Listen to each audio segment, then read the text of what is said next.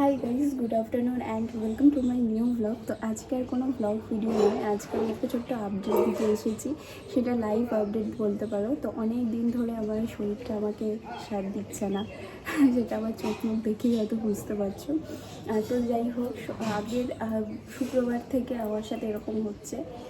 তো আগে শুক্রবার জ্বর থেকে স্টার্ট হয়েছে, তো জ্বরের পর বমি হচ্ছিল, তো বমি ঠিক হলো, তারপরে শ্বাসকষ্ট শুরু হলো। তো এই সমস্ত কিছুর মধ্যে থেকে মানে শরীর এত ডিহাইড্রেট হয়ে গেছিলো যে তারপরে আমাকে স্যালাইনও নিতে হয়।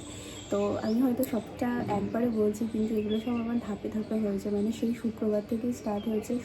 শনিবার দিনকার মানে শুক্রবার রাত্রিবেলা এত বেশি শ্বাসকষ্ট হয় যে এটা আমার লাইফে প্রথম। আর আমার শ্বাসকষ্টের কোনো প্রবলেম ছিল না, কোনো কিছু না।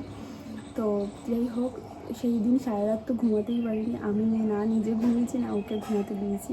তো যাই হোক, সেই মানুষটাকে আমি প্রচুর জ্বালিয়েছি এই কদিনে। তো তারপরে যেটা হয় যে শনিবার দিনকার ডাক্তার দেখানোর পরে একটু ঠিক ছিলাম, কিন্তু তারপরে না হুট করেই রবিবার দিন মা বাবা আমাকে দেখতে যায়। তো তারপরেও ঠিকঠাক ছিলাম, কিন্তু সোমবার দিনকার মানে এতদিনে না কিছু খেতে পারতাম আমি ঠিক করে, মানে খেলেই না বমি হয়ে যেত, এরকম হতো।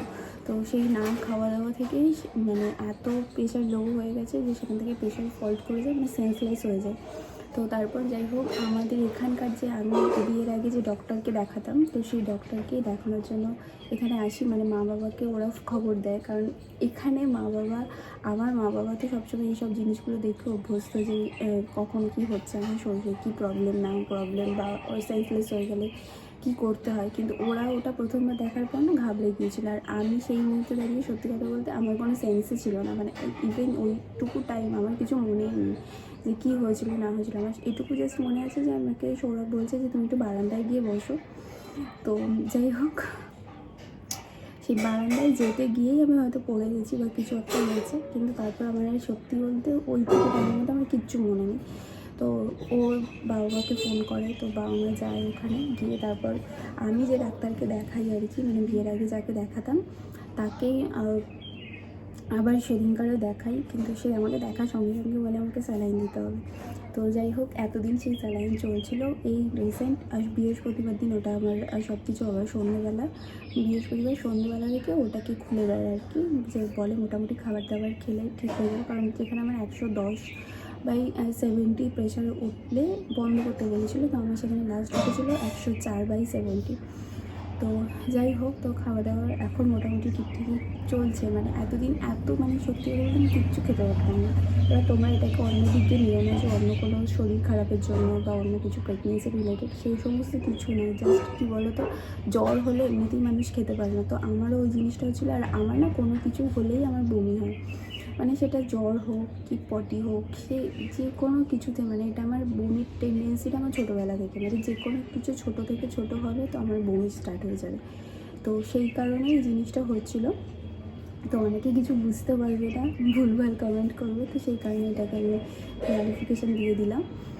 তো এই হচ্ছে ব্যাপার। তো যাই হোক, এখানে আসার পর মোটামুটি বাবা মা দুজনেই তো আমার পিছনেই পড়ে আছে বলতে পারো, কি এটা এখন এটা খাচ্ছি, কালকে এটা খাচ্ছি, পরে এটা হচ্ছে, মানে পুরো মানে টাইম বাঁধা ধরা রয়েছে যে এটা আমাকে খেতে হবে, ওটা আমাকে করতে হবে, এটা ওটা। আর বাবার পুরো ওষুধের ডিপার্টমেন্টটা পুরো বাবার দিকে, আর মায়ের দিকটা রয়েছে পুরো খাবার দাবারের জিনিসটা। যদিও বা এই জিনিসগুলো আমাকে ওই বাড়িতেও করতো, সৌরভ আমার শাশুড়ি মা সবাই ভীষণ টেক কেয়ার করেছে এই সমস্ত দিনগুলোতে। তো যাই হোক, তো এইটুকুই বলার ছিল যে এখন মোটামুটি একটু একটু করে সুস্থ হচ্ছি। তো যতদিন এ বাড়িতে আছি ততদিন আমি এখানকার ব্লগই তোমাদের সাথে শেয়ার করবো, ছোটোখাটো যাই হোক না কেন, কারণ এটা একটা ডেলি পার্টের মধ্যে হয়ে গেছে। তো এখন যদি নিজেও না কিছু দিই না, ভালো লাগে না, ঠিক মনে হয় যে লাইফ থেকে কিছু একটা মিসিং রয়েছে। এই যে এখন ক্যামেরা অন করে যে কথা বলছি করছি, মনটা খুব ভালো লাগছে। তো যাই হোক, এখন এই দুপুরবেলায় স্নান টান করে এসে বসেছি। তো চলো, আজকে জাস্ট এইটুকুনি মানে একটা ছোট্ট আপডেট দিয়ে দিলাম তোমাদেরকে। এরপর থেকে চেষ্টা করবো ছোটোখাটো করে কোনো রকমের ছোটো ছোটো কিছু ব্লগ দেওয়ার, তো এই আর কি। আর এখনও দেখো এই হাতটা, যেহেতু স্যালাইন এই হাতটা থেকে চলছিলো, চ্যানেল করেছিলো, তো এই হাতটা এখনও ফোলা রয়েছে কিছুটা, মানে আরও ফোলা ছিল, এখন তার একটু কমেছে, কিন্তু ব্যথাটা মারাত্মক পরিমাণে রয়েছে। তো কী করবো, এটুকুনি বলবো যে এখন ওয়েদার চেঞ্জ হচ্ছে, তোমরাও সবাই খুব ভালো থেকো। আর বেশি বেশি করে ঠান্ডা জিনিসপত্র, মানে ঠান্ডা ওরকমও না, মানে শরীর যাতে হাইড্রেট থাকে সেরকম একটা জিনিস, মানে ডিহাইড্রেট হতে দিও না শরীরটাকে, নাহলে দেখতে পাচ্ছ আমার মতো এরকম অবস্থা হয়ে যাবে। এরকম একটা ফ্যামিলি পেয়েছি, কারণ আমার শরীর খারাপ যখনই শুনেছে, মানে এই বাড়িতে যখন থেকে রয়েছি বা এই বাড়িতে আসার পর যখন সবাই শুনেছে শরীর খারাপ, সবাই একবার না একবার করে এসে দেখে যাচ্ছে। তো মানে বৌদি ভাই আমাকে হুট করেই একদিন ফোন করে, অনেকদিন কথা হচ্ছে না বলে, সেই হোলিতে ওদের বাড়িতে গেছিলাম, তারপরে আমারও আর ফোন করা হয়নি, আর বৌদি ভাই আমাকে করেনি। তো হুট করেই সেই জন্যই আমাকে ফোন করছিলো যে এমনি কি আমি কেমন আছি না আছি জানার জন্য। কিন্তু সেদিন এত শরীর খারাপ ছিল যে সেদিনকার ডাক্তার দেখাতে যাবো তার আগে পর্যন্ত মানে এমন পেট ব্যথা করছিলো, মানে গ্যাসের থেকে পেট ব্যথা হচ্ছিলো।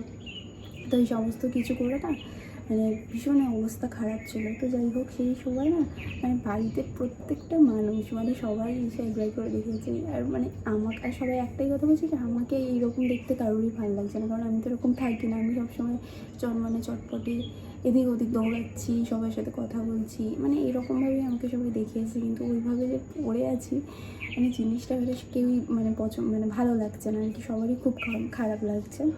তো যাই হোক, আস্তে আস্তে করে ঠিক হচ্ছি।